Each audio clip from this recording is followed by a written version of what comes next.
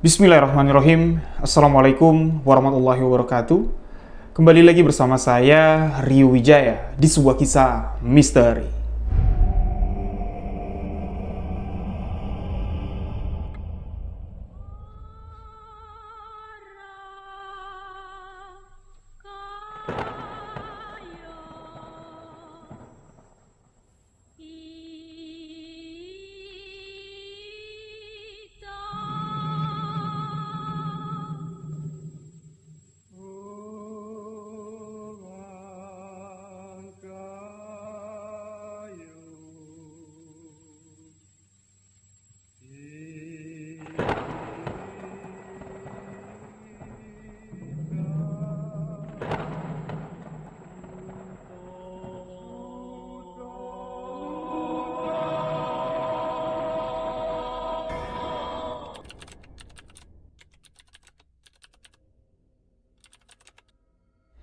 Terima kasih untuk sahabat yang telah mengklik video ini. Terima kasih untuk sahabat yang telah memberikan dukungan, memberikan support agar channel ini dapat berkembang. Untuk sahabat yang baru bergabung, baru mendengarkan kisah misteri yang saya ceritakan, sahabat boleh mengklik tombol subscribe, aktifkan notifikasi loncengnya, dan jangan lupa bagikan video sebuah kisah misteri ke akun sosial media sahabat-sahabat semua. Untuk lebih akrab dengan saya, sahabat boleh follow akun Instagram pribadi saya di rio.wijaya91. Dan untuk sahabat yang memiliki cerita misteri yang ingin dibagikan, boleh sahabat kirimkan cerita ke alamat email sebuahkisahmisteri@gmail.com. Dan untuk sahabat yang ada di Jambi dan sekitarnya yang ingin membagikan secara langsung kisah misteri, pengalaman mistis yang sahabat alami, sahabat boleh datang ke studio sebuah kisah misteri, boleh WhatsApp ke nomor admin, nanti akan diarahkan untuk sampai ke studio sebuah kisah misteri. Ayo, ceritakan pengalaman misteri sahabat di dalam segmen Sahabat Misteri.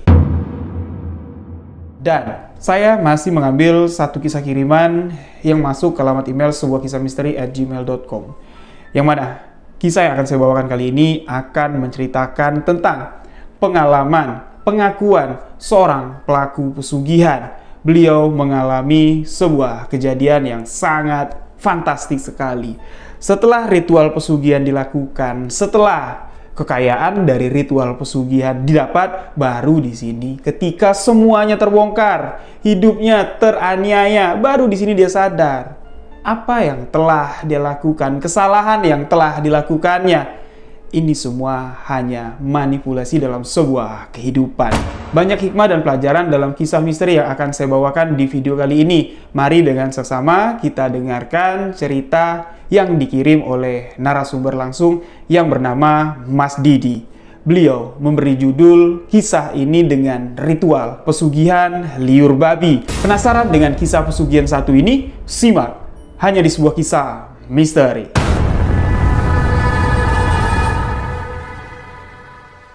Mas Didi, sahabat misteri yang mengirimkan kisah ini. Sebagai narasumber, beliau di sini menuturkan secara detail kisah yang akan saya bawakan di video kali ini. Dan Mas Didi mengatakan di sini bahwa apa yang beliau tulis yang akan saya bawakan ini merupakan sebuah kisah nyata pengalaman misteri yang langsung dialami oleh Mas Didi. Dikisahkan, saat kejadian ini berawal, Mas Didi ini usianya menginjak di usia 29 tahun.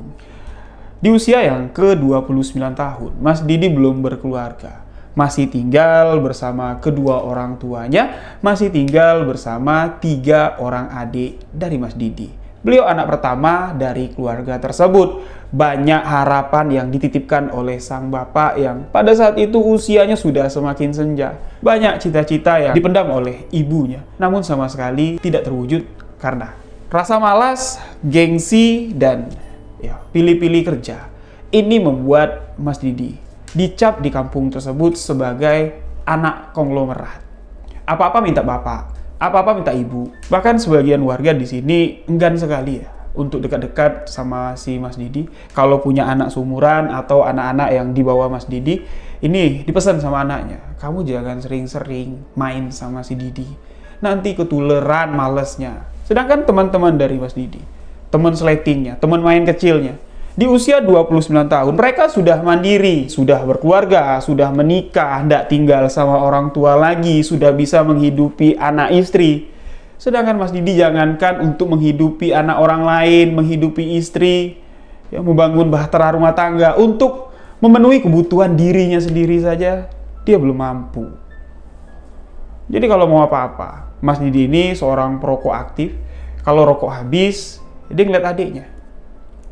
Kalau adiknya itu ya ada nyimpen duit, itu dipinjam sama Mas Didi. Minjem tapi tidak tahu kapan dibalikin. Kalau adik-adiknya tidak mau minjemin atau duit itu memang tidak ada, ya, tanpa ada rasa sungkan, tidak ada malunya, di usia yang sudah tua lah, kita katakan 29 tahun, Mas Didi langsung meminta kepada ayah dan ibu yang usianya sudah semakin renta. Orang tua Mas Didi ini hanyalah buruh tani. Untuk menghidupi Mas Didi sampai di usia itu saja, orang tuanya di sini mesti banting tulang. Tapi perjuangan orang tua Mas Didi sama sekali tidak difikirkan oleh Mas Didi. Gimana caranya di masa tua orang tuaku nih, aku yang mengemban tanggung jawab, adik-adikku aku yang biayain, ibu bapak dah nyantai aja di rumah, sama sekali tidak terpikir seperti itu. Tahun demi tahun berlalu, waktu di sini terus berjalan. Masuk di usia yang ke-30 tahun. Mulai nih, cibiran-cibiran dari tetangga di sini sudah mulai pedas. Awalnya, olok-olokan tetangga di sini nyebut Mas Didi ini anak pejabat, anak konglomerat, apa-apa tinggal minta. Nah, ya, cibiran-sindiran dari tetangga ini udah mulai keras. Bahkan ada yang mengatakan ya, sampai mati, dia itu tidak bakal bisa jadi orang, tidak bakal bisa sukses. Kerja milih-milih, tidak mau jadi kuli bangunan, tidak mau sopir angkot, tidak mau ngojek. Kebesaran gengsi. Nah, jadi ya yang namanya manusia ya, batas sabar walaupun cibiran itu ya bisa kita katakan sebagai motivasi lah ya. Orang ngatain kita apa kek, yang penting ada niat hati untuk berusaha, itu kita jadikan acuan. Jadi lu bilang gua kayak gini, suatu saat gua buktikan. Tapi Mas Didi enggak. Dia di sini malah baperan, dia menganggap kalau orang di kampung itu sudah tidak mau lagi tinggal sekampung sama Mas Didi.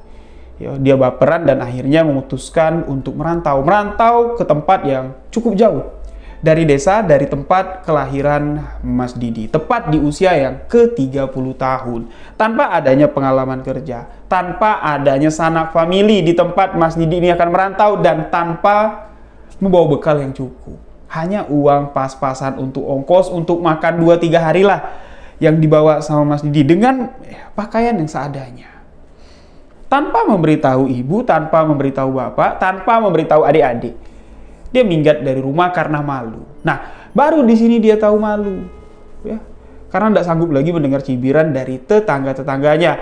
Tindakan Mas Didi ini pun salah. Tindakan dari Mas Didi ini pun membuat ayah dan ibunya sangat sedih sekali dan merasa kecewa. Apa mau kamu ini, Di? Sampai tua keinginan kamu kami penuhi, tapi kok malah semakin tua semakin nyusahin. Kecewa ibu dan bapak. Sampailah Mas Didi ini ke tempat perantauannya. Jujur Mas Didi mengatakan kota tempat Mas Didi merantau pada saat itu, ini sama sekali tidak ada rencana dia ke sana. Bahkan Mas Didi tidak tahu aku mau ngapain ke sana. Cuman kakinya melangkahkan Mas Didi sampai ke tempat itu, beliau menganggap ya udah, mungkin di sinilah aku bisa mencari kehidupan, mungkin di sinilah aku akan tetap tinggal dan menghabiskan masa hidupku tanpa ada rencana dan tujuan ke depan nanti apa yang akan dilakukan oleh Mas Didi. Hal pertama yang dilakukan oleh Mas Didi ketika sampai ke kota tersebut, beliau di sini mencari tempat yang sekiranya ini bisa tempatku tidur sementara, dekat dengan tempat yang bisa aku mandi sementara, dan ya, sekiranya ada tempat kosong di pinggir jalan, jalan itu aktif, ya seenggaknya Mas Didi mau jadi tukang parkir, tanpa di sini mengenal satupun orang yang ada di sana. Sampailah beliau ke sebuah pasar, ya, pasar tradisional yang cukup besar. Di situ ada langgar, ya, langgar kecil lah di dalam gang di dekat pasar. Dia melihat kalau langgar ini kayaknya di teras depannya ini bisa lah kalau malam aku tidur di sana. Karena untuk masuk ke teras langgar, ini sama sekali tidak ada pagar, jadi bisa nyelonong, tapi masuk ke dalam langgar ini tidak bisa. Itu ada pintu dan bisa dipastikan kalau malam hari, pintu langgar tersebut akan dikunci oleh penjaga atau marbot dari langgar tersebut. Ketemu sudah, nanti malam aku tidur di situ. Lanjut Mas Didi mencari di mana nanti. Aku akan mencari pekerjaan sementara, yaitu yang terfikir di benak Mas Didi, parkir. Di depan itu pasar. Yang pastinya pasar ini kan sudah ada kawasan untuk tukang parkir nih. Sudah jadi area preman setempat lah kita katakan. Nanti kalau aku sembarangan parkir, malah aku digebukin. Disinilah ya, ilmu kepepet yang dimiliki oleh setiap orang itu ada. Ketika momen-momen seperti inilah, ilmu kepepet tersebut dapat keluar dengan sendirinya. Tiba-tiba aja otak buntu dari Mas Didi ini mencair dan beliau berpikir, kenapa aku tidak cari tahu saja kira-kira siapa yang megang parkiran di sini? Ya sendaknya aku tidak mau merebut, tidak mau menguasai, tapi biar aku yang jaga. Ya dapat rokok sama makan sehari aja udah cukup. Dan beliau pun mulai mencari siapa yang menguasai area parkir ini. Mas Didi pun bertemu dengan si penguasa lahan parkir yang ada di pasar tersebut. Beliau langsung to the point ya. Minta izin, Bang, aku merantau. Aku baru sampai di sini, nggak punya kerjaan, nggak punya tempat tinggal. Izin, boleh nggak, Bang? Aku bantu-bantu di sini, parkir. Nanti upahnya terserah, mau dikasih berapa, yang penting bisa makan, bisa ngerokok. Dan di luar dugaan, Mas Didi yang ngomong jujur seperti itu, ini dihargai sekali oleh preman-preman yang ada di sana, dan Mas Didi diterima ya, di dalam geng preman yang ada di pasar tersebut. Satu titik area parkir dipercaya. Nih, kamu urus setoran perharinya sekian. Setiap sore kamu setor sama si A. Nanti si A yang bakal nyetor sama aku. Jangan sampai kurang dari nominal setoran. Sisanya ambillah untuk kamu. Dan mulailah Mas Didi di usia yang ke-30 tahun beliau memulai lembaran baru dari hidupnya. Dan itu kerjaan ini jadi tukang parkir. Itu adalah pekerjaan pertama yang dilakukan oleh Mas Didi. Pekerjaan yang dapat menghasilkan uang.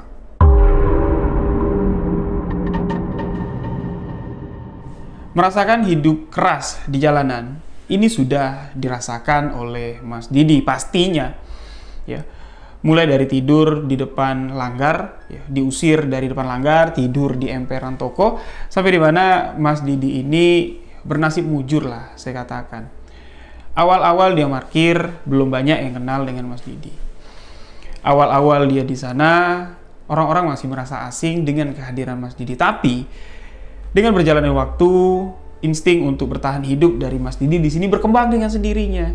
Dia bisa ngambil hati si penjaga toko A, dia bisa mengambil hati si penjaga toko B. Banyak lah yang kasihan sama si Mas Didi, banyak pula yang menawarkan Mas Didi untuk menjadi karyawan toko tersebut.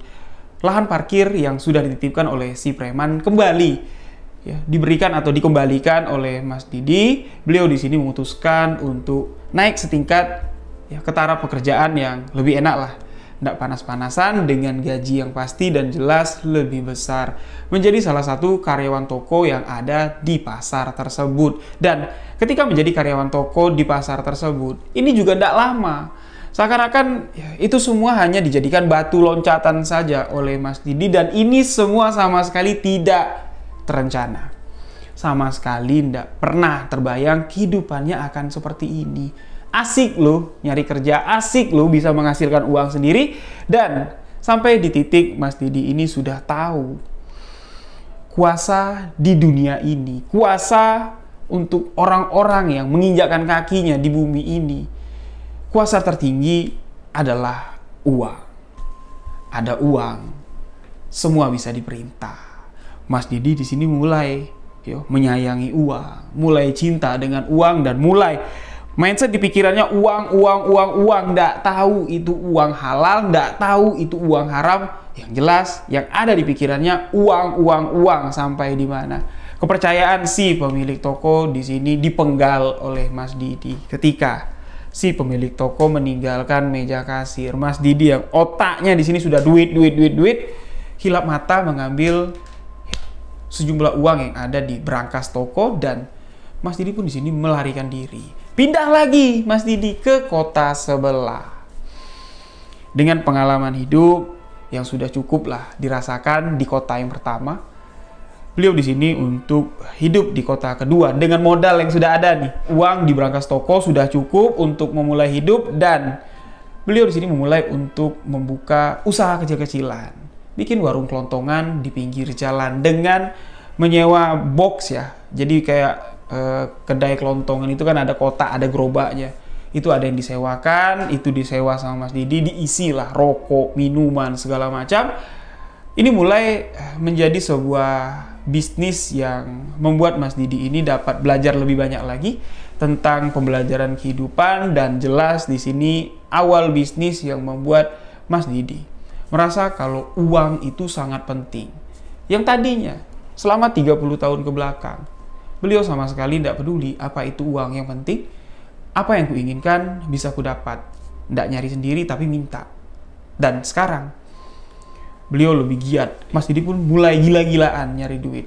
Warung kelontongannya itu atau box kelontongannya itu buka 24 jam. Dia tidur di situlah. Dia tidak kemana-mana. Paling tutup sebentar, mandi, makan, dan balik lagi ke situ. Nah, dengan buka 24 jam, yang jelas omsetnya jauh lebih besar.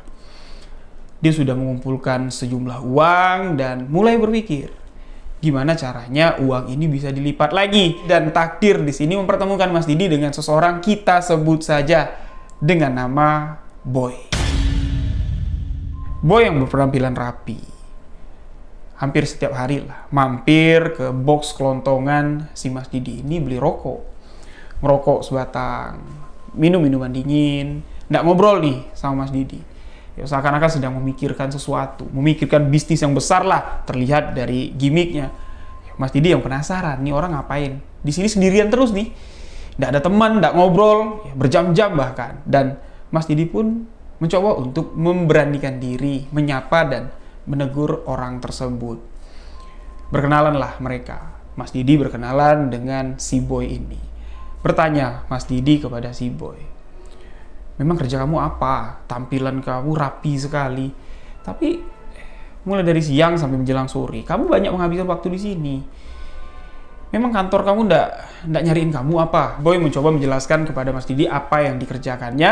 Beliau mengatakan kalau Boy ini adalah seorang pengusaha yang tengah mengembangkan bisnis yang cukup besar. Jadi dia sengaja ndak di kantor karena di kantor itu ndak fokus mikirnya. Ya, dia memilih tempat-tempat yang kayak kios atau box tempat kelontongan Mas Didi ini itu lebih enjoy dan relax mikirnya, lebih natural dan bisa melihat aktivitas ya, yang ada di masyarakat pada hari itu, dan disitulah ide-ide kreatif untuk menjalankan bisnisnya bisa muncul. Nah, tertarik nih si Mas Didi karena ngomongin bisnis yang besar. Ditanya, Boy, memang bisnis apa yang kamu jalankan? Apa saja? Sekarang apa saja aku jalankan, tapi sekarang aku tengah mengumpulkan investor. Jadi kayak itulah intinya. Boy ini butuh orang yang mau investor nanti dalam jangka beberapa tahun. Keuntungannya akan sekian kali lipat tanpa banyak mikir-mikir lagi. Karena hati dan pikiran Mas Didi ini sudah duit cepat, bisa kaya, bisa hebat, bisa berkuasa. Uang yang sudah dikumpulkan, sudah lama dikumpulkannya dari keuntungan jaga box kelontongan 1 kali 24 jam, ditambah lagi sisa uang hasil mencuri di brankas toko, ini masih disimpan, semuanya digabungkan. Pada saat itu nominalnya kurang lebih hampir sekitar 25 juta. Nominal yang sangat besar bagi Mas Didi pada saat itu. Uang itu dikumpulkannya ya untuk jaga-jaga kalau sesuatu hal buruk terjadi kepadanya, dan harapan Mas Didi uang itulah yang akan membawanya ya, ke tingkat taraf kehidupan tertinggi menjadi orang kaya. Nah, mendengar peluang bisnis, ya Boy ini butuh biaya, ya butuh investor. Nanti keuntungannya berlipat. Dia di sini Mas Didi menginvestasikan uang 25 juta dengan harapan yang sangat besar. Setelah uang diterima tanpa ada tanda terima, tanpa ada agreement, Boy dah nggak pernah muncul lagi. Batang hidungnya hilang dari hadapan Mas Didi. Sejak Boy membawa uang 25 juta beranjak pergi dari kios kelontongan Mas Didi. Uang jin dimakan hantu. Uang hasil mencuri dicuri lagi oleh pencuri. Ya memang perjalanan hidup ini tak seindah kisah Romeo and Juliet. Dari awal nih, taraf kehidupan Mas Didi ini berubah seketika sekali. Ya, kayak batu loncatan aja lah pekerjaan yang tukang parkir, ya, jaga kios toko, sampai punya duit 25 juta. Dan seketika, ini bisa hilang dalam hitungan detik. Itu semua takdir yang telah Allah tentukan. Depresi lah kawan kita ini, Mas Didi ini. Warung kelontongannya itu ditutup, Mas Didi di sini duduk melamun. Memikirkan kemana lah aku harus mencari uang sebesar 25 juta itu. Gimana nanti aku akan bisa berkembang lagi bisnisku ini kalau modalnya udah hilang. Gimana caranya aku bisa mendapatkan uang secara instan? Itu mulai tertanam di pikiran si Mas Didi. Pertama dia mikir, gimana kalau aku ulangin lagi nih? Ya, kelakuannya tempo hari, kerja di toko orang, dia ngambil duit di brankas. Tapi di sini nggak mungkin lah, dia bilang. Ya, keberuntungan itu nggak datang 2 kali. Bisa-bisa kalau aku ulangi, mencuri lagi lah intinya. Ya bisa-bisa bukan menjadi orang yang memiliki bisnis yang besar, tapi ujung-ujungnya aku akan dipenjara. Lantas, dia kembali berpikir, gimana lah caranya? Dan beliau mulai perjalanan untuk mencari informasi. Ada nggak bisnis yang bisa dijalankan secara instan? Atau yang dilakukan Boy sama Mas Didi, ini dilakukannya juga kepada orang-orang. Tapi dia sadar, Mas Didi tidak memiliki kemampuan ngomong, ya, istilahnya tidak bisa meyakinkan orang seperti Boy meyakinkan Mas Didi. Dan rasa kepercayaan Mas Didi dengan seseorang di sini sudah mulai hilang. Satupun orang yang ada di lingkungan itu, di sekitaran tempat itu, sama sekali tidak ada satupun yang dipercaya oleh Mas Didi. Sampai pada suatu ketika, langkah kaki Mas Didi di sini mengantarkan beliau ke suatu tempat. Saya gambarkan di sini seperti empang. Di sana banyak pemancing yang mencoba keberuntungan untuk mendapatkan ikan. Yang namanya pertemuan, ya, itu sudah ditakdirkan oleh Yang Maha Kuasa. Surat tentang takdir kehidupan ini ada pertemuan dan ada perpisahan. Dan di masa itu, ketika di empang, itu takdir untuk sebuah pertemuan yang tidak terduga, sebuah pertemuan yang tidak disangka-sangka. Mas Didi yang merasa kalau dirinya itu seorang diri, atau ndak ada yang kenal, ndak ada yang dikenal di tempat tersebut, ternyata salah. Dia lagi asik duduk, mencoba untuk menenangkan pikiran, tiba-tiba ada suara yang menyeru namanya. Didi! Tengoklah ke arah kiri. Nggak ada orang yang menyeru. Nengok lagi ke arah kanan. Nggak ada juga orang yang menyeru Mas Didi. Ngadaplah Mas Didi ke belakang, menghadap ke arah empang. Ternyata di seberang sana ada seorang laki-laki yang menggunakan pakaian putih, pakai topi yang lebar, topi pancing itu putih, sembari melambaikan tangan. Sini! Mas Didi mencoba untuk melihat dengan seksama, siapa lah tuh, nggak kelihatan mukanya. Masa iya? Aku nggak bisa ngelihat dia, nggak bisa mengenali dia. Kok dia bisa tahu kalau aku Didi? Karena yakin ya, Didi yang dipanggil orang tersebut, ini tidak ada yang nyaut selain Mas Didi. Beliau pun mencoba mendekat, dan setelah dekat, yang tadi teriak-teriak manggil Didi sini. Ternyata itu adalah orang sekampung dengan Mas Didi. Kita sebut saja dengan nama Seno. Seno yang dulu dikenal sama Mas Didi. Ini 11-12 lah sama Mas Didi, pemalas. Bahkan dia kabur dari kampung tersebut karena ada kasus, karena ada masalah.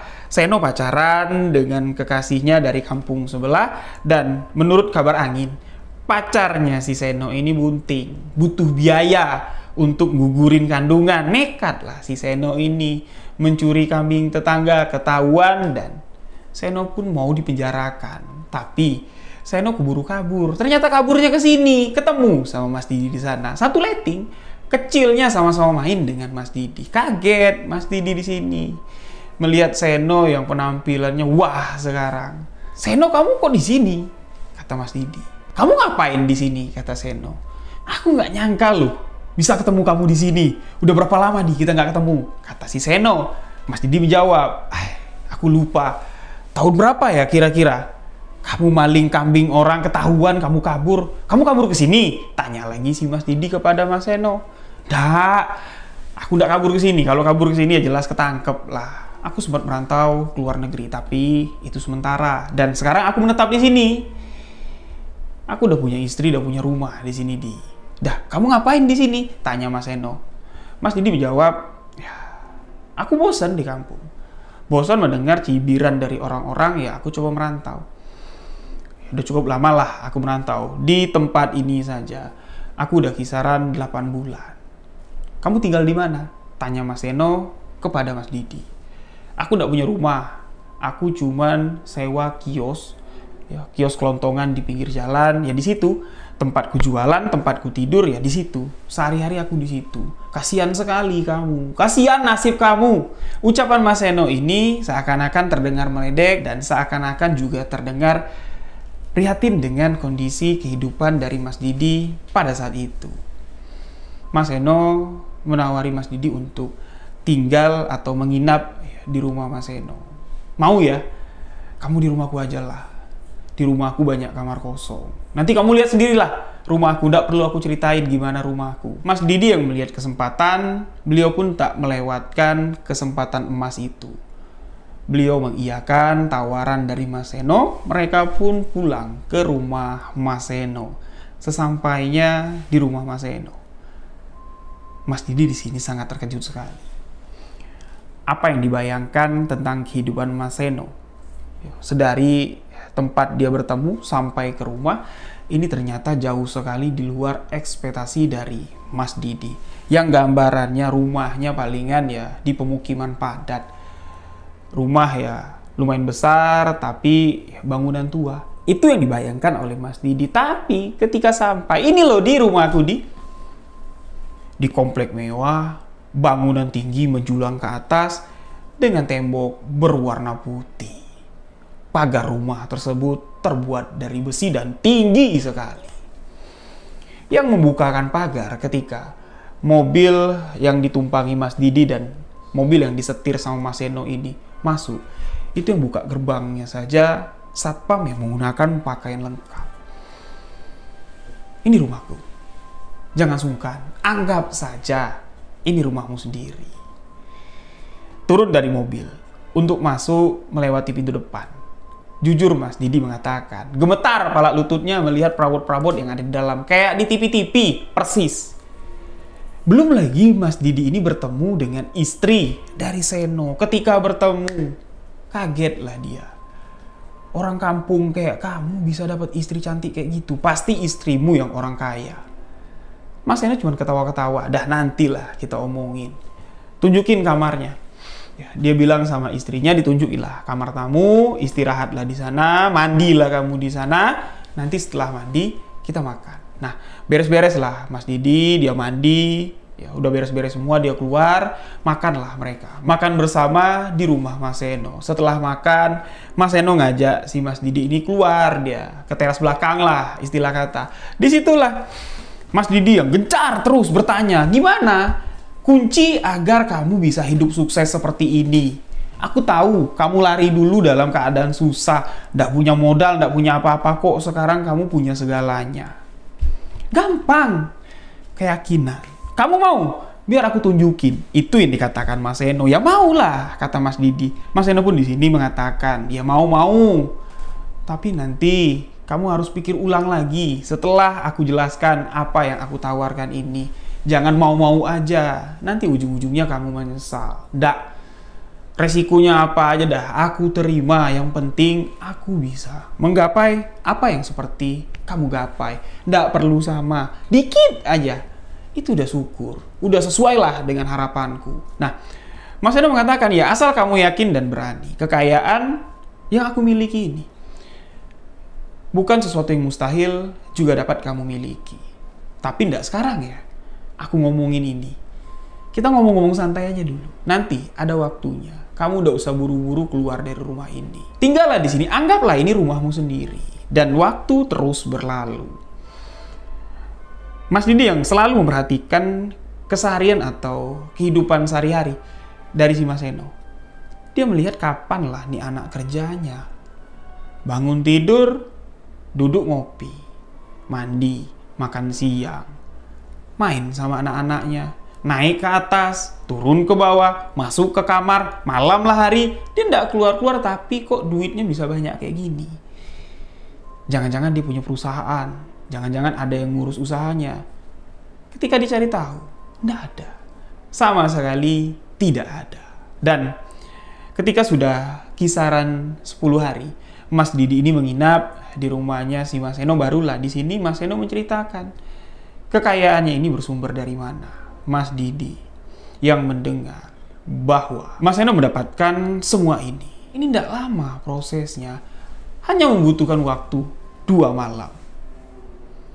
Kaget Mas Didi, apa yang kamu lakukan selama 2 malam? Mas Seno mulai menjabarkan bahwa kekayaan yang kumiliki ini hasil dari lelakuan atau ritual puja-puja yang disebut sebagai ritual pesugihan. Mas Seno mencoba untuk menjelaskan, memberitahu kepada Mas Didin bahwa kalau harta yang dimiliki oleh Mas Seno sekarang itu adalah harta yang berasal dari ritual puja, ritual pesugihan. Awalnya di sini, Mas Didin menganggap kalau apa yang diucapkan oleh Mas Seno ini cumanlah gurauan belakang. Tapi Mas Seno menekankan, aku nggak gurau. Untuk apa aku gurau sama kamu? Makanya tadi aku bilang, jangan iya-iya aja. Aku minta kamu pikir-pikir lagi. Sebelum kamu bilang iya setelah kamu mendengarkan penjelasan apa yang aku lakukan untuk mendapatkan kekayaan ini. Ya memang singkat, waktunya cuma 2 malam berlalu. Aku bisa mendapatkan ini semua, tapi kamu sanggup gak? Yakin gak? Mas Seno pun mulai menceritakan satu persatu ritual yang beliau lakukan dan Mas Didin di sini mendengarkan dengan seksama. Dari awal perjalanan Mas Seno menceritakan sampai ritual selesai dilakukan, dijabarkan semua agar Mas Didin ini bisa mengerti dan tahu resiko yang akan diterima jika ritual pesugihan ini batal dan gagal. Nah, jadi saya di sini hanya fokus untuk menceritakan kisah pengalaman yang dilalui oleh Mas Didin. Walaupun Mas Didin di sini menjabarkan apa saja yang diceritakan oleh Mas Seno, ditulis juga sama Mas Didin di cerita yang dikirimkan ke email kepada saya, tapi kalau dijabarkan mungkin terlalu panjang. Jadi saya singkat saja, kita ambil saja di sini ritual yang akan dilakukan Mas Didin untuk melakukan ritual pesugihan. Karena ritual pesugihan yang dilakukan oleh Mas Seno ini berbeda dengan ritual pesugihan yang dilakukan oleh Mas Didin. Jadi Mas Seno mengatakan, setelah dia menjelaskan apa-apa saja yang dilakukannya di ritual pesugihan tersebut, beliau mengatakan kepada sahabatnya Mas Didin, "Din, kamu ndak usah khawatir, ndak usah takut dengan apa yang aku ceritakan tadi. Toh juga kamu belum tentu mendapatkan pesugihan yang seperti aku dapatkan. Karena setiap orang yang datang untuk meminta harta kekayaan yang instan untuk melakukan ritual puja, ini tidak semuanya dapat istilahnya ya, dapat jalur ritual pesugihan yang sama. Jadi di tempat yang akan kita datangi nanti kalau kamu mau, itu banyak sekali demit-demit yang siap memberikan apa yang kita minta asalkan kita mau memuja mereka. Jadi kamu tidak usah khawatir, ya mudah-mudahan saja nasib kamu baik, rezeki kamu baik, kamu bisa dapat jalur pesugihan yang tidak ribet, nggak seperti yang aku lakukan. Nah, sekarang aku tanya nih sama kamu udah tahu ini adalah jalan pesugihan. Kira-kira mau ndak kamu melakukan hal tersebut? Mau ndak kamu memuja bangsa demit untuk mendapatkan kekayaan?" Lama di sini Mas Didin terdiam, beliau berpikir keras. Batinnya menolak, tapi keinginan duniawinya di sini sangat kuat sekali. Sontak dia mengatakan, "Iya, aku sanggup. Kalau kamu memang sanggup, besok kita akan berangkat. Aku akan antarkan kamu ke rumah juru kunci dan setelah itu Aku lepas kamu, itu urusan kamu dengan si juru kunci. Berhasilnya kamu, gagalnya kamu, itu tergantung dari niat yang ada di hatimu. Mereka pun akhirnya di sini berangkat. Mas Seno mengantarkan sahabatnya Mas Didin untuk melakukan ritual pesugihan dengan mobil yang dikemudikan oleh Mas Seno. Perjalanan cukup panjang sudah mereka lalui. Tibalah mereka ke suatu tempat yang kawasan tempatnya saya gambarkan ini kayak hutan lah. Di sana ada sebuah gua, tidak jauh dari gua di situ ada sumber mata air. Nah, tempat itulah yang didatangi oleh Mas Seno, yang didatangi oleh Mas Didin untuk melakukan ritual pesugihan. Namun sebelum sampai di tempat itu, Mas Seno di sini terlebih dahulu mengajak Mas Didin untuk mampir ke rumah sang juru kunci. Ya, untuk menceritakan semua nih, bahwa aku bawa bawa temanku yang mau juga untuk melakukan ritual puja. Nah, si Aki di sini mengatakan, ya enggak apa-apa, kita coba. Asalkan temanmu ini yakin. Kalau dia yakin, ya mudah-mudahan dia akan mendapatkan apa yang dia inginkan. Teguhlah di sini hatinya Mas Didin, memantapkan diri sebelum sampai ke lokasi tempat pemujaan. Di sini dia memantapkan hatinya bahwa ini adalah jalan yang akan aku lalui dan inilah jalan untuk aku bisa membuktikan kepada orang-orang kalau aku ini bukan orang malas. Kalau aku bisa jadi orang sugih, bisa menjadi orang kaya. Singkat cerita, segala sesuatu perlengkapan ini tidak dibawa di hari itu karena mereka tidak melakukan ritual di hari itu tidak. Jadi di hari ketika pergi pertama juru kunci, Mas Seno, Mas Didin, ini mereka cuma untuk mengecek aura yang ada di tubuhnya si Mas Didin. Lihat weton. Kalau wetonnya cocok di jalur mana, itulah persiapan yang akan mereka siapkan. Misalnya, wetonnya cocok, auranya cocok dengan ritual pesugihan yang seperti dilakukan oleh Mas Seno. Ya udah. Apa yang digunakan Mas Seno di masa lalu ya itu juga yang akan digunakan oleh Mas Didin. Jadi ini untuk pengecekan jalur ritual pesugihan apa yang akan mereka lakukan. Mereka masuklah ke dalam sebuah gua yang mana untuk masuk ke dalam gua si pelaku pesugihan atau calon pelaku pesugihan di sini harus menanggalkan seluruh pakaiannya dan tidak boleh menggunakan celana dalam.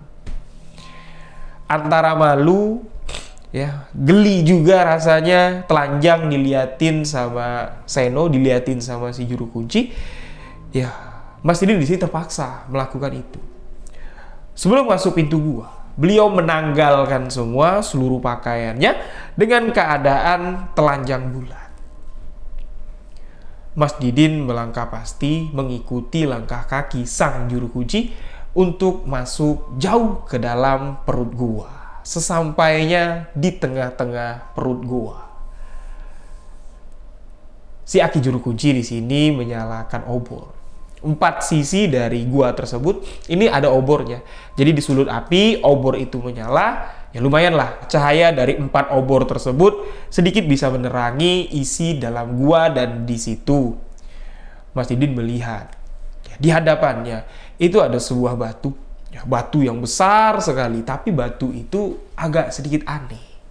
Kalau menurut apa yang dilihat sama Mas Didin, batu itu layaknya seperti kumpulan makhluk-makhluk astral yang dijadikan satu, ya badannya itu bertumpuk menjadi satu, ya kayak gunung kayak gini, karena kepala, mata, tangan dari sosok tersebut itu terlihat seakan-akan dia mau keluar dari batu tersebut. Nah, si Aki juru kunci pesugihan pun di sini mengatakan bahwa inilah batu puja yang akan kamu sembah ketika keyakinanmu kuat, ketika niatmu benar-benar kuat untuk mendapatkan kekayaan di sini. Percaya kalau aki-aki, nini, kekuatan gaib yang ada di sini dapat mewujudkan keinginan duniawimu, kamu akan berhasil. Tapi kalau tidak, kamu jangan menyesal dan kamu tidak dapat kembali ke sini untuk kedua kalinya.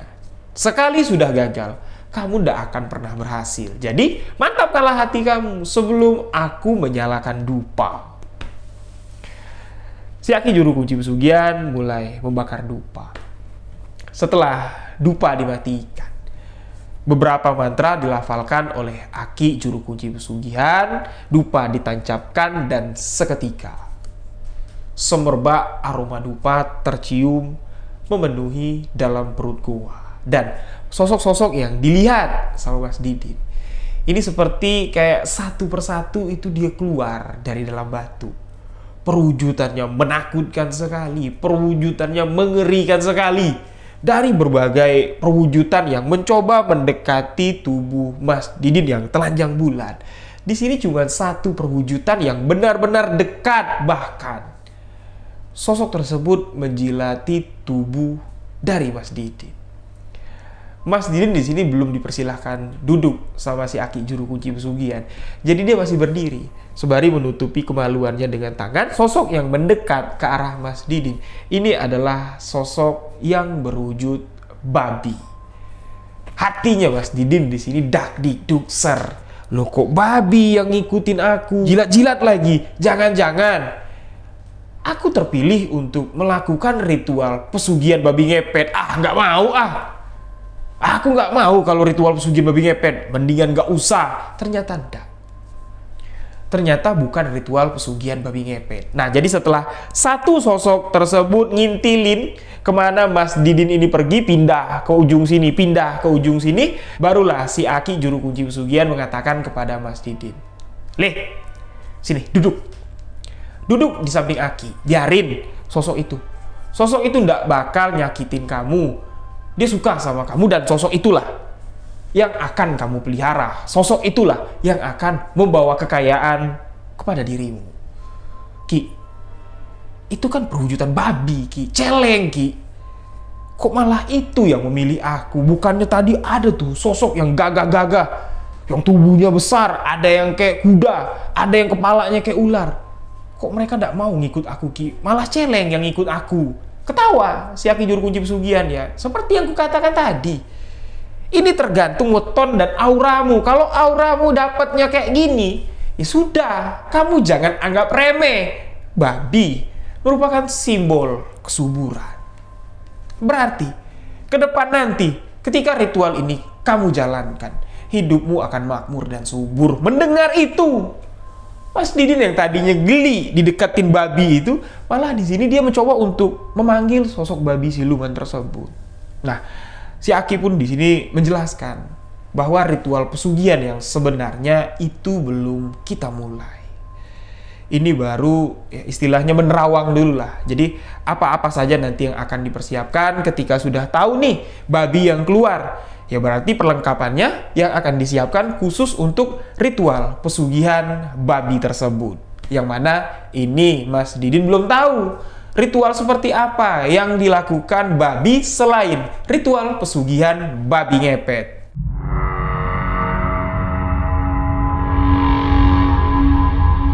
Setelah urusan mereka di hari itu selesai di dalam gua, mereka pun di sini kembali pulang ke rumah si Aki juru kunci pesugihan. Di rumah si Aki juru kunci pesugihan lah baru di sini beliau menjelaskan dengan detail apa yang akan dilakukan oleh Didin di malam ritual pesugihan berlaku. Yang mana di malam ritual pesugihan berlaku ini memakan waktu 2 malam. Di waktu 2 malam tersebutlah si pelaku pesugihan, Didin lah di sini kita katakan, ini akan berlaku atau melebur diri dengan kekuatan gaib, dengan kekuatan magis yang akan membawa dirinya sukses, yang akan membawa dirinya maju. Setiap ucapan yang keluar dari lisan si Aki juru kunci pesugihan di sini sesama didengar oleh Mas Didin, dicoba sama Mas Didin untuk dicerna dan diingat.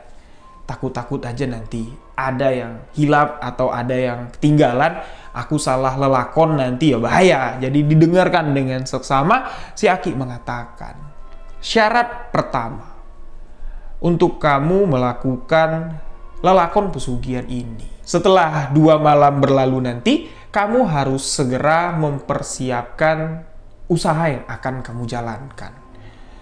Usaha yang akan kamu jalankan ini akan menyangkut dengan makanan. Apa saja kamu harus mempersiapkan, karena dari jalan itulah kekayaan akan mendatangimu. Yang kedua, syarat utama dalam lelakon pesugihan babi ini, kamu harus menyiapkan 1 ekor babi untuk kamu pelihara.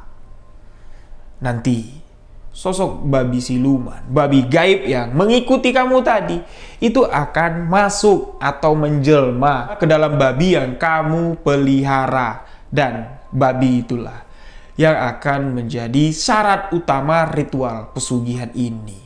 Dan kamu harus ingat, usaha yang kamu jalankan ini harus berkaitan dengan makanan. Ingat, jangan sampai nanti kamu bikin usaha yang lain. Ritual ini tidak berhasil, kamu menyalahkan Aki. Ritual ini tidak akan berlaku di usaha lain selain usaha makanan. Belum dijelasin nih, apa gunanya si babi dipelihara dan apa keistimewaan babi tersebut yang dikatakan oleh si Aki akan mendatangkan kekayaan. Nah, tanpa ada pertanyaan ya, Mas Didin di sini masih menyimpan pertanyaan yang barusan saya sebutkan tadi. Dia masih menyimpan, dan malam lelaku ritual pesugihan pun di sini tiba. 2 malam berturut-turut ini harus dilalui oleh Mas Didin di lokasi gua yang menyeramkan itu. Seperti kemarin, Mas Didin masuk ke dalam gua ini tidak boleh mengenakan pakaian. Seluruh pakaiannya harus ditanggalkan. Diantarlah sama si Aki masuk ke dalam gua. Di depan batu besar tersebut, Mas Didin di sini ditinggal cuman dengan 1 obor yang menyala di bagian ujung belakang gua tersebut. Jadi cahaya yang ada di sekitaran Mas Didin pada malam itu, di malam lelaku pesugihan tersebut, ini cuman bias merah dari api obor yang menyala saja. Remang-remang, ya seperti remang-remang lah gambarannya. Nah, sebelum si Aki juru kunci pesugihan meninggalkan Mas Didin sendirian di sana, si Aki juru kunci pesugihan di sini membentangkan kain kafan. Selembar kain kafan dibentangkan untuk menutup batu besar tersebut. Dan di bawah batu besar, di pinggir-pinggirannya, sesajen sudah lengkap. Dupa sudah dinyalakan. Mas Didin diperingatkan. Ingat, kamu tidak boleh tertidur. Kamu boleh memejamkan mata kalau kamu takut. Tapi kalau Aki bilang, percuma kamu memejamkan mata. Toh ya nanti yang mengganggumu sosoknya itu nyata, sosoknya itu bukan hanya terlihat, tapi akan menyentuh jasadmu.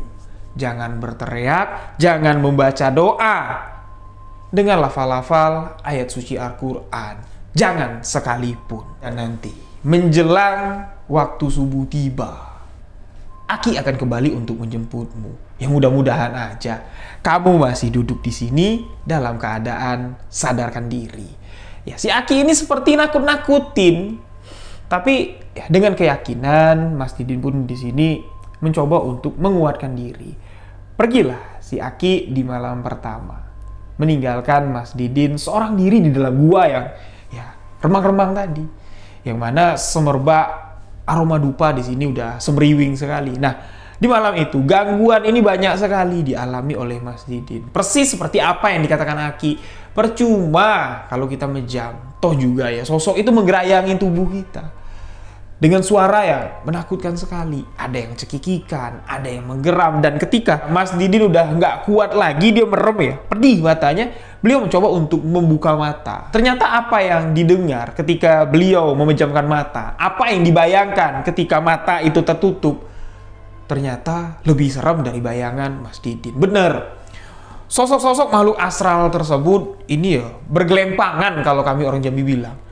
Di tanah itu, di lantai gua itu ada yang menggeliat seperti ular, ada yang tengah menggaruk-garuk tubuhnya ke dinding gua, dan mereka semuanya perwujudan manusia, tapi aneh. Ada manusia yang bersisik, ada manusia yang pakai tanduk, ada juga manusia yang berperilaku seperti buaya dan seperti ular. Wajah mereka ini sudah seakan-akan udah mau berubah lah. Jadi setengah manusia bentuknya dan setengah lagi sudah perwujudan hewan menakutkan. Suara-suara mereka itu yang bikin belu tengkuk dari Mas Didin ini merinding. Ditambah lagi sentuhan-sentuhan jemari dan ujung lidahnya yang terus menggerayangi bagian leher, bagian pusar dari Mas Didin. Beliau di sini mencoba untuk kuat dan akhirnya ketika suara langkah terdengar dari luar gua, itu menandakan berarti jemputan sudah tiba. Seketika sosok-sosok yang menakutkan ini tadi ketika mendengar suara langkah mendekat ke dalam gua, seakan-akan mereka tahu yang datang masuk ke dalam gua ini itu adalah juru kunci mereka. Mereka langsung masuk, hilang masuk ke dalam batu. Satu pun tidak ada yang tersisa. Nah, di malam itu tapi sosok babi itu tidak terlihat. Tidak ada sosok babi yang kemarin ngikutin Mas Didin. Nah, si Aki di sini melihat kalau Mas Didin masih duduk tegap ya, masih duduk gagah lah dia. Si Aki di sini mengakui kalau Mas Didin memiliki keberanian yang luar biasa. Biasanya di malam pertama, calon pelaku ritual pesugihan ini rata-rata pingsan, tapi kamu berhasil. Bagus. Dan kamu tidak usah khawatir. Di malam kedua nanti, sosok-sosok itu sudah tidak berwujud seperti itu lagi. Kamu akan melihat apa yang sebenarnya terjadi di tempat ini, dan itulah yang akan terjadi pula di kehidupanmu nanti ketika kamu sebelah pihak membatalkan ritual pesugihan ini. Di malam pertama, sukseslah ritual pesugihan itu. Dan masuk di malam kedua. Dari pagi harinya si Aki di sini sudah heboh lah dia. Ya, membangunkan Mas Didin, membangunkan Mas Seno karena mereka menginap di sana. Si Aki mengatakan, "Kalian berdua ikut aku. Kalian berdua harus ikut aku, kita mau mencari babi." "Babi apa, Ki?" tanya Mas Seno. "Ya babi terserah. Tanya temen kamu. Dia mau babi putih atau babi hitam?" Babi putih dalam arti kata di sini adalah babi ternak. Kalau babi hitam ini berarti babi hutan. Si Aki lebih menyarankan, kamu beli saja nanti babi putih, biar Aki yang menemani. Kalian kan tidak tahu di sini kandang babi di mana. Nah, jadi sebelum berangkat pergi beli babi, Mas Didin di sini betul-betul bertanya dengan Mas Seno. "No, yakin no? Beneran ini babinya?" "Ya nggak tahu. Si Aki bilang tadi beneran babi putih." "Ah, masa iya? Kamu enak, udah kaya, istri cantik. Kok malah aku dapat untuk melihara babi?" Ragu di sini Mas Didin untuk melanjutkan ritual ini. Ya seakan-akan dia ini direndahkan. "Ya aku nggak mau lah, aku mau ganti. Aku mau ganti apa kek, monyet kek, ular kek, biar lebih keren. Aku nggak mau babi." Tapi Mas Seno di sini mengatakan, kalau tadi malam ketika kamu bertapa, si Aki kan sama aku ngobrol di luar. Si Aki mengatakan, kamu jangan iri nanti ya, no. Kalau teman kamu ini akan lebih sugih lagi. Bahkan bukan cuma sugih, tapi teman kamu ini akan terkenal. Banyak dikagumi orang, banyak disukai orang. Beda sama kamu. Nah, mereka pun pagi itu melanjutkan untuk mencari seekor babi. Dipilih di kandang babi. Mas Didin di sini menginginkan, "Ki, babinya yang kecil aja Ki, biar enak bawanya." "Ya terserah aku, kan aku yang mau melakukan ritual ini, aku yang mau ngasih kamu kekuatan. Ya terserah aku yang cocok menurutku. Kalau yang kecil tidak bagus, sekalian kamu bawa yang besar, biar enak kamu peliharanya." Nah, jadi omongan si Aki ini dari awal kayak apa ya? Ya, kayak ngenyek ya kalau saya bilang. Jadi seakan-akan dia ini nakut-nakutin, seakan-akan dia ini ngeledek, tapi serius. Omongan si Aki ini bukan ngeledek, bukan ngeguyon ya, tapi bener-bener serius. Tibalah di mana malam hari. Babi itu udah diikat. Bagian lehernya itu pakai tali. Dibawa lah sama Mas Didin. Babi ukuran besar nih. Lebih dari 60 kilo beratnya. Tarik sama Mas Didin. Masuklah babi tersebut ke dalam gua. Dan di malam itu, Mas Didin di sini tidak disuruh untuk melucuti seluruh pakaiannya lagi. Tidak usah kamu buka bajumu. Ini bukan ritual yang bersangkutan dengan tubuhmu lagi, entah. Sudah, ritual untuk tubuhmu sudah. Sekarang babi ini yang akan kita ritualkan. Bawa babinya masuk. Dibawalah babinya masuk. Nah, ya, jadi di malam itu Mas Didin ini tidak ditinggal sendiri lagi. Jadi dia ditemani seekor babi dan si Aki di sini yang melakukan prosesi ritual pesugihan memasukkan atau mengawinkan babi yang berasal dari alam gaib, siluman babi dengan babi yang dibeli di pasar tadi. Dan setelah semuanya berlangsung, semuanya sudah selesai dilakukan oleh si Aki juru kunci pesugihan. Apa yang dikatakan si Aki malam kemarin? Kalau kamu tidak bakal melihat sosok-sosok yang menakutkan itu berwujud menakutkan lagi di malam kedua, enggak. Kamu akan melihat suasana yang berbeda dan gambaran ketika kamu mencoba macam-macam dengan ritual pesugihan ini. Nah, yang dilihat sama Mas Didin ini adalah hewan. Banyak sekali di dalam gua tersebut binatang. Bermacam-macam. Babi lah yang paling banyak. Ketika Mas Didin memperhatikan satu persatu babi-babi yang ada di sana, beliau di sini terus ya, melihat apa sih bedanya babi-babi yang ada di sana dengan babi yang dibelinya di pasar. Ternyata berbeda semua. Di bagian muka si babi itulah. Jadi muka babi itu kan moncong, ya, langsung mulut kayak gini. Nah, di atas itu kan ada sedikit kayak raut wajah lah di sininya. Dan itu berbeda-beda. Ada yang pakai alis, ada yang alisnya putih, ada yang alisnya panjang. Itu berbeda. Dan dijelaskan sama si Aki juru kunci pesugihan. Apa yang kamu perhatikan? Itu bukan babi, tapi itu adalah orang-orang yang telah ingkar dari jalan ritual pesugihannya sendiri. Apa yang mereka ambil di sini? Ya, mereka akan menjadi itu. Mereka akan abadi di tempat ini. Berwujud binatang yang mereka ambil. Kamu babi. Mengambil ritual pesugihan babi. Ketika kamu nanti melakukan kesalahan atau dengan sengaja kamu meninggalkan ritual pesugihan ini, memutus sebelah pihak, kamu tidak usah takut kalau kamu akan matinya itu mengenaskan. Tidak, tapi kamu akan dibawa ke sini dan itulah perwujudanmu nanti. Jadi hati-hati. Jangan sampai kamu mangkir dan memutuskan sepihak ritual pesugihan yang telah kamu lakukan. Nah, untuk babi yang akan kamu bawa, tolong kamu dengarkan dengan seksama. Ini bukan babi yang tadi, bukan babi yang kita beli di pasar tadi, melainkan babi yang kita beli di pasar tadi hanya meminjamkan tubuhnya saja untuk dapat babi yang mengikuti kamu di malam kemarin untuk dapat masuk dan menempati badan babi yang kamu beli di pasar tadi. Untuk apa babi ini kamu pelihara? Pasti itu pertanyaan yang ada di dalam pikiranmu saat ini. Sudah kubilang, syarat pertama kamu harus punya usaha yang berkaitan dengan makanan. Yang kedua, ini syarat utamanya babi. Nah, babi inilah yang akan memberikan penglaris dagang, pengikat kepada pelanggan-pelangganmu melalui air liur babi. Setiap kamu mau menyajikan makanan untuk dimakan oleh pelangganmu, suruh si babi ini menjilat piring, gelas, sendok, segalanya lah. Perlengkapan masak semuanya harus dijilat babi ini di setiap harinya. Ketika orang yang sudah mencicipi, memakan nasi, air, apalah yang disajikan di piring yang sudah dijilat dengan liur babi pesugihan ini, mereka tidak akan makan makanan di tempat lain. Mereka tidak akan pernah ingat dengan makanan enak. Makanan yang enak cuma satu, makanan sajian kamu. Bisa kamu bayangkan betapa besarnya namamu nanti. Nah, Mas Didin yang mendengar apa yang harus dilakukannya ini, dia agak merinding-merinding disco juga. Jijik lah yang jelas. Dia nggak kebayang.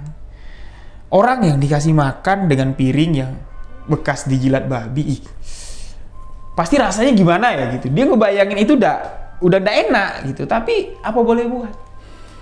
Aku harus jadi orang sukses. Aku harus jadi orang kaya. Dan syarat-syarat yang diberikan oleh si Aki juru kunci pesugihan diterima oleh Mas Didin. Ritual pengambilan pesugihan babi pun selesai. Sebelum mereka meninggalkan gua, si Aki juru kunci pesugihan di sini mencoba untuk sedikit mendokterin pikiran dari Mas Didin dengan mengatakan, babi inilah yang akan membuat cita rasa masakanmu menjadi enak.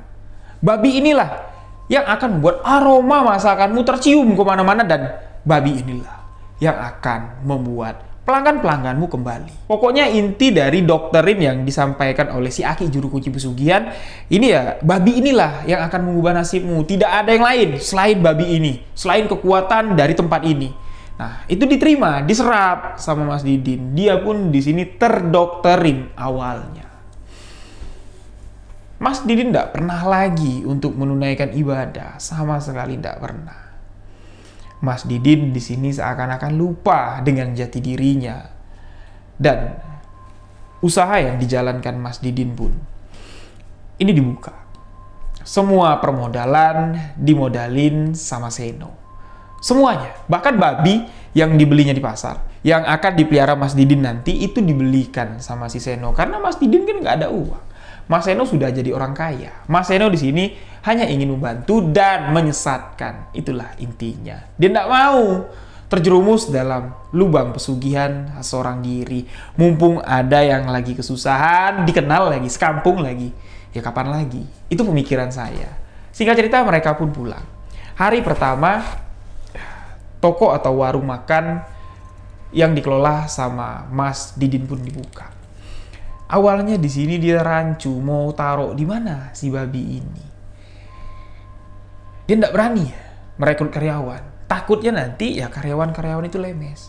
Tapi karena dia tidak bisa menghandle warung makan itu sendirian. Di hari pertama itu memang sepi. Di hari kedua, ketiga, keempat, di hari kelima pelanggan di sini tidak tahu datang dari mana. Ramai sekali seketika. Warung tersebut diserang oleh pelanggan yang udah tidak sabar lagi ingin menikmati masakan yang disajikan di tempat tersebut. Bukan makanannya sih, tapi liur babi yang akan mereka santap. Akhirnya di sini Mas Didin pun merekrut karyawan.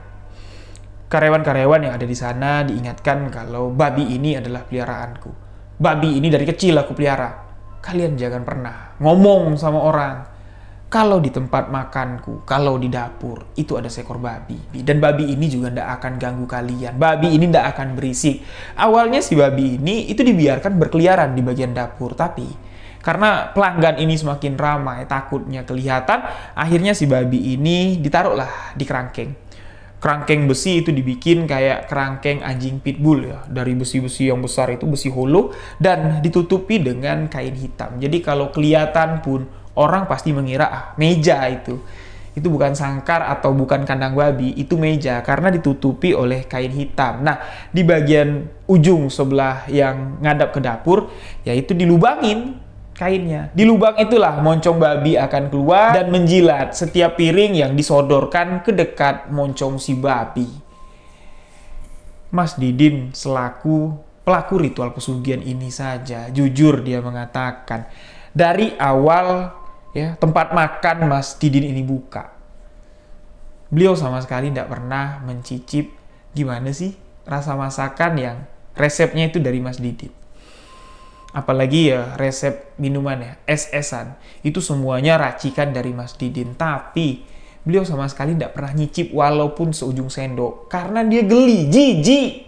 Setiap piring yang akan disajikan ke pelanggan, misalnya nih, orderan dari depan, ya, ada 15 mangkok. Nah, 15 mangkok yang sudah dicuci bersih, ini dibawa sama karyawannya si Mas Didin. Nah, ditaruhlah di dekat moncong si babi. Babi itu jilatin. Ya, udah dijilatin sama babi, baru dibawa ke depan mangkok itu, disajikanlah makanan. Nah, itu dengan lahap pelanggan makan. Sama sekali tidak tercium bau amis, bau lendir. Rasa aneh sama sekali tidak terciren lah sama pelanggan yang memakan mangkok piring yang barusan dijilat babi. Mas Didin di sini ya, dia bilang, aku sama sekali tidak pernah nyicip, sumpah, dia bilang. Dia cuma menjual dan mengharapkan keuntungan. Dan benar, ya, usaha yang dijalankannya di sini berkembang sangat pesat sekali. Lalu 2 tahun berjalan, ya, tempat makan yang dimilikilah ya oleh Mas Didin ini berkembang sangat pesat sekali, menjadi sorotan lah, menjadi sorotan dari warga setempat, bahkan mengundang perhatian dari warga-warga yang berasal dari luar kota, bahkan dari kota yang jauh pun di sana ini tertarik mencoba atau mencicipi menu makanan yang disajikan di tempat usaha yang dijalankan oleh Mas Didin. Setiap mereka yang datang ke sana, ini tak luput dari mencicipi liur babi yang selalu nempel di mangkok, di piring, di sendok yang disajikan kepada setiap pelanggan. Memang tidak ada yang curiga atas kesuksesan, atas keberhasilan warung yang dikelola oleh Mas Didin. Karena kalau dinilai makanannya enak, rasanya, harganya murah. Dan untuk membuktikan kalau ada pesugihan atau ada penglaris yang digunakan Mas Didin, ini banyak yang ngetes. Bungkus banyak-banyak, dibawa makan pulang ke rumah. Dan rasanya pun ini tidak berubah, kata si pelanggan. Pelanggan bilang, "Mas, kemarin aku bungkus, ada yang bilang katanya kamu pakai penglaris, katanya kalau makan di sini enak rasanya. Kalau dibungkus dibawa pulang ke rumah rasanya basi. Kemarin aku banyak bungkus, aku cicipin rasanya sama aja, enak aja," kata pelanggan itu. Ya Mas Didin di sini cuma ketawa. Ya itu cuma hoax. Ya orang cuma mau menjatuhkan. Jadi tidak ada celah untuk menjatuhkan Mas Didin di masa kejayaannya. Sampai di mana pada suatu ketika, sesuai dengan kata pepatah, sepandai-pandainya kita menyimpan bangkai, pasti bau bangkai akan tercium jua. Kebusukan atau ritual pesugihan yang dilakukan oleh Mas Didin terbongkar. Terbongkar oleh salah satu pelanggan yang tidak sengaja melihat langsung dengan mata kepalanya prosesi ketika anak buah dari Mas Didin ini nyodorin mangkok dan mangkok itu dijilat sama si babi. Ceritanya seperti ini. Kronologi jelasnya Mas Didin pun di sini tidak tahu ya, karena pada saat itu tempat usahanya di sini lagi rame sekali, padat sekali. Ya orderan di sini numpuk-numpuk, bahkan ada yang ngoceh-ngoceh karena orderannya belum sampai. Jadi salah satu pelanggan lah jatuhnya di sini tidak tahu apa yang dicarinya ke belakang. Tiba-tiba dia nyelonong aja ke belakang dan ya memang untuk akses ke belakang ini tidak dispesialin ya. Ada pengawas atau yang khusus jaga, takut ciren ada sesuatu di belakang. Jadi ya dibiarin gitu aja. Nah, tidak tahu apa yang dicarinya ke belakang. Sampai dia ke belakang, kami pun lengah, kata Mas Didin. Ya, tiba-tiba saja saya mendengar suara teriakan dari belakang. "Astagfirullahaladzim, babi! Di dapur ada babi! Di dapur ada babi!" Heboh! Pelanggan yang ramai sekali di depan berdesakan masuk ke dapur ingin melihat. Bener nggak ada babi? Dan ternyata ada. Babi itu ada. Babi itu ketika dikerumuni oleh orang-orang ramai, sama sekali tidak panik. Dia cuma diem aja. Perhatikan orang-orang yang ada di sekitarnya. Mas Didin pun di sini langsung berlari ke belakang, langsung nutupin kandang babi tersebut dengan kain hitam dan mengatakan, "Keluar, ngapain kalian di sini? Ini dapur, tempat masak. Makan di depan, sana." Dan pelanggan-pelanggan yang sudah melihat fakta yang terjadi, mereka pun bertanya, "Itu babi ngapain di situ, Din? Itu babi ngapain? Jilat-jilat piring. Kamu pakai apa? Kamu pakai penglaris. Ini penglaris kamu ya? Itu babi ya?" Mereka pun di sini marah. Mereka mengamuk. Mas Didin di sini tak luput dari amukan massa. Di bagian wajah ada 8 jahitan. Di bagian siku itu tidak hitung lagi jahitannya berapa. Dan 1 tulang rusuk dari Mas Didin itu patah. Kenapa? Karena amukan warga pada saat itu. Ketika Mas Didin mau dibawa ke pihak berwajib, untung Mas Seno di sini cepat mendapat kabar kalau ada sesuatu yang buruk terjadi di tempat makan si Mas Didin. Mas Seno datang dengan kekuatannya, dengan the power of duit. Mas Seno di sini membawa pengawalan dari polisi setempat. Jadi orang ini kan mau bawa si Mas Didin ini ke kantor polisi karena telah melakukan sesuatu yang menjijikkan lah, Masa iya di tempat dagang itu melihara babi dan mayoritas pelanggan dari Mas Didin ini semuanya Muslim Islam? Masa iya kami makan najis di sini? Tapi polisi yang akan mereka datangin loh, kok tiba-tiba di sini udah dibawa sama Mas Seno. Senanglah warga, nggak usah jauh-jauh lagi ngantarin si Mas Didin. Tapi polisi di sini bukan nangkap si Mas Seno, malah di sini melerai, menyuruh kerumunan warga untuk bubar dengan mengatakan proses keadilan akan kami lakukan setelah saudara-saudara semua meninggalkan tempat ini. Dan itulah the power of money. Kasus ini cepat dapat ditutup dan dengan satu syarat, dengan satu catatan, Mas Didin tidak boleh lagi menginjakkan kakinya ke kota tersebut. Bahkan cuma untuk sekedar jalan-jalan itu tidak diperbolehkan. Ketika melanggar, barulah pasal-pasal pidana yang menjerat apa yang dilakukan Mas Didin dengan memelihara babi, dengan ya istilahnya najis babi itu disajikan di makanan, itu baru berlaku. Untuk sekarang pergilah dulu kamu. Setelah nanti luka-lukamu diobatin di rumah sakit, setelah kamu merasa yakin bisa keluar dari kota ini, dalam tempo waktu 4 hari, kamu harus meninggalkan kota ini. Kalau kamu jauh perginya, kamu akan aman. Itu yang dikatakan oleh Mas Seno. Mas Seno memberikan uang, sejumlah uang, dan mengatakan kepada Mas Didin bahwa ritual pesugihan yang kamu lakukan ini sudah gagal. Karena kamu tidak dapat menyembunyikan apa yang sepatutnya tersembunyi. Nah, ini kan saya ceritakan singkatnya saja, kejadiannya saja. Mas Didin ini sudah menjalankan ritual pesugihan liur babi ini udah lebih dari 6 tahun, sahabat-sahabat. Usianya sudah hampir 37 tahun, dan selama 7 tahun pula lah Mas Didin di sini tidak pernah pulang kampung. Harta yang dimiliki Mas Didin ini tidak kalah banyak dengan harta yang dimiliki oleh Mas Seno. Tapi Mas Didin saja yang tidak mau membangun rumah besar seperti itu, membeli jam mahal, membeli mobil yang mahal. Beliau di sini lebih suka dengan tampilan sederhana, karena Mas Didin ini kan pedagang.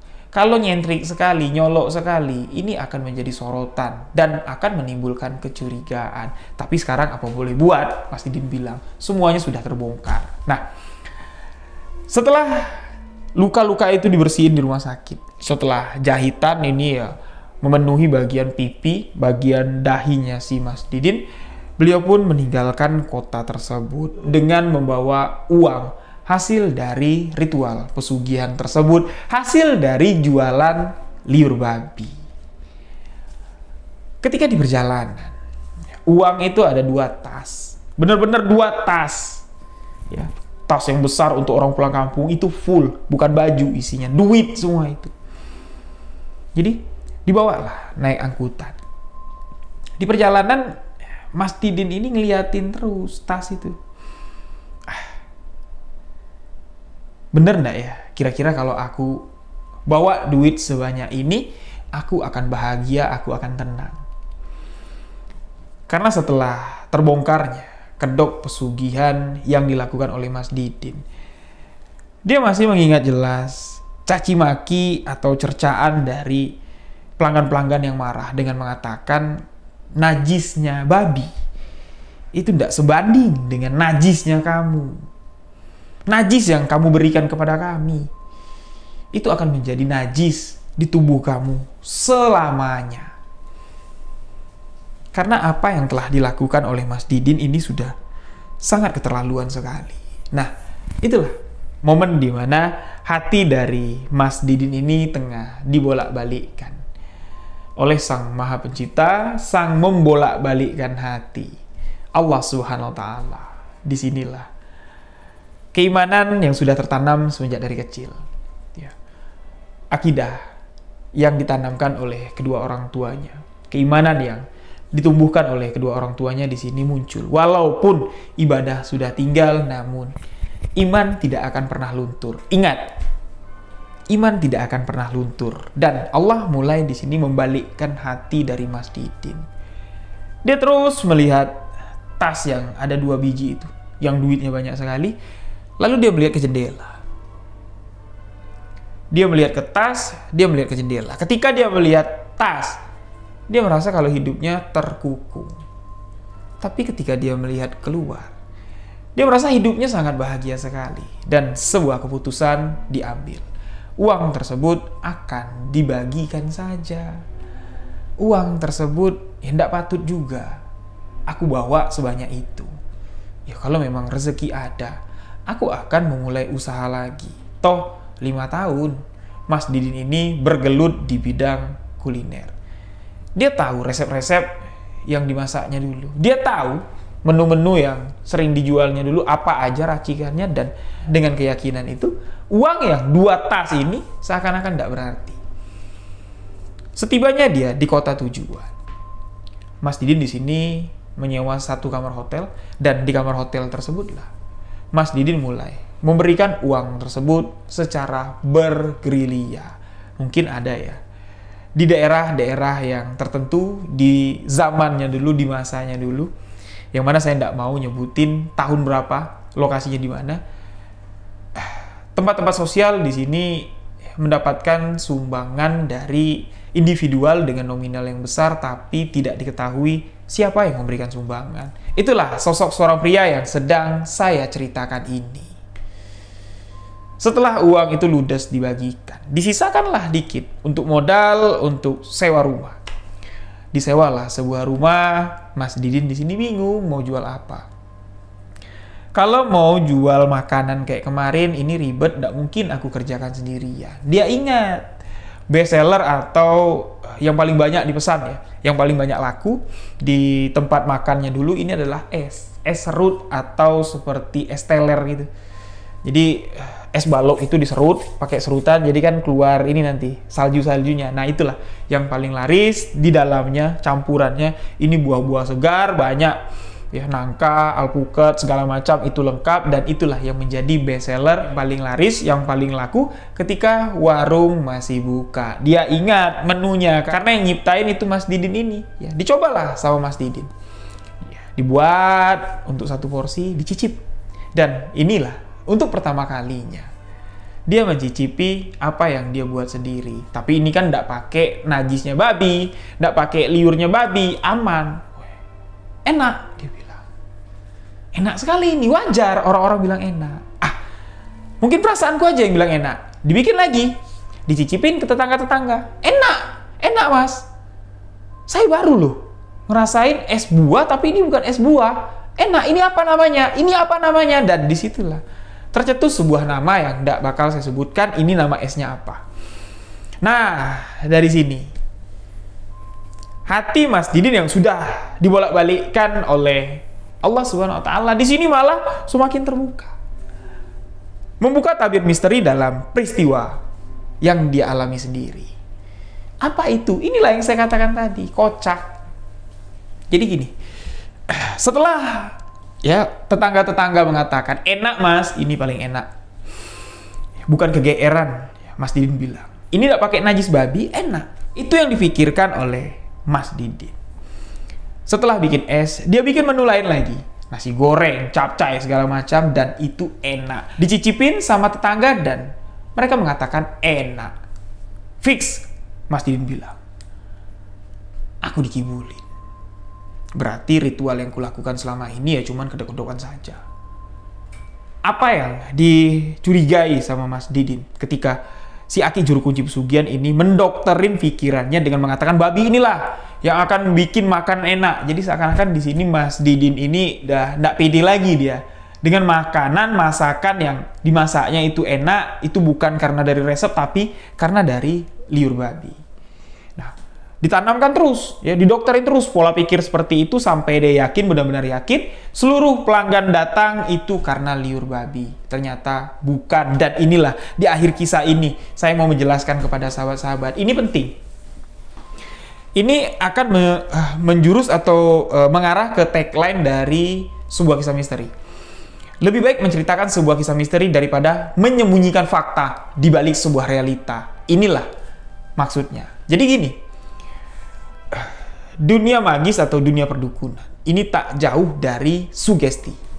Ketika seseorang sudah percaya dengan dukun A, sugesti dari si dukun A ini udah masuk dalam situasi yang genting, dalam momok-momok ketakutan ya. Korban ini itu disugesti dan sugesti itu masuk, rasa takut itu semakin besar dan inilah yang dialami oleh Mas Didin. Dia butuh duit yang banyak. Dia butuh mendapatkan uang dalam waktu dekat. Dia melakukan ritual pesugihan babi. Babi yang menjilati piring-piring untuk disajikan kepada pelanggan.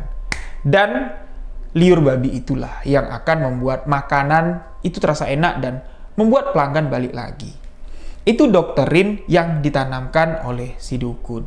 Tapi yang sebenarnya, masakan Mas Didin memang enak. Menu-menu yang dijual di warung Mas Didin ini beragam, membuat pelanggan-pelanggan yang ada di sana tidak bosan makan satu menu. Dan yang terakhir, lokasi tempat Mas Didin memilih tempat usahanya ini sangatlah strategi sekali.